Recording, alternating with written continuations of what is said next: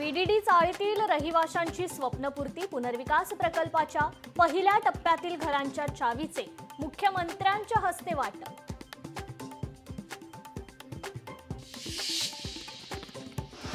महायुती सरकार आल्यावर पुनर्विकासाला गती। बीडीडी चाळीच्या चावी वाटपाच्या कार्यक्रमात फडणवीसांचं वक्तव्य। अनेकांनी फक्त स्वप्न दाखवली म्हणत विरोधकांवर निशाणा।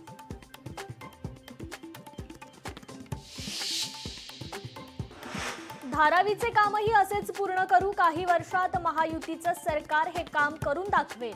बीडीडी चाळीतील कार्यक्रमात उपमुख्यमंत्री अजित पवारांचं वक्तव्य।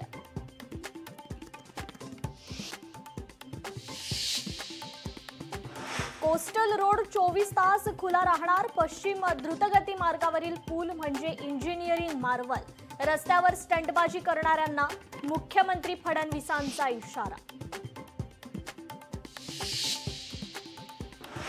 शिवसेना पक्ष आणि चिन्हावर 8 ऑक्टोबरला सुनावणी। पालिका निवडणुकीआधी सुनावणीची ठाकरेंना अपेक्षा, तर पक्ष आणि चिन्ह कोणाकडे जाणार याकडे मात्र लक्ष। मुंबईत ठाकरेंची शिवसेना आणि मनसेची तळागाळात ताकद। बैठकीत राज ठाकरेंनी वक्तव्य केल्याची सूत्रांची माहिती। 2019 ला मुंबईत भाजप मोठा पक्ष होता।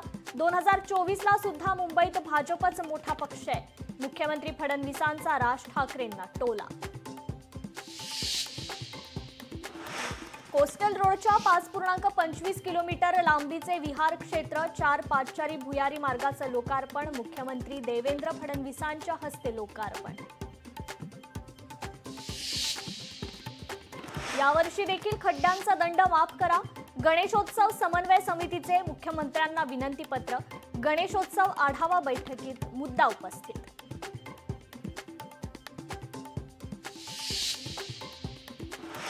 आणि मुदत संपत आल्यानंतरही 70% वाहने अद्याप HSRP विना।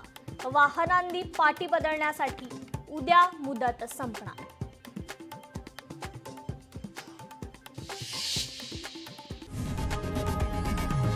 लोकशाही मराठी ऐका, पहा, जागरूक रहा।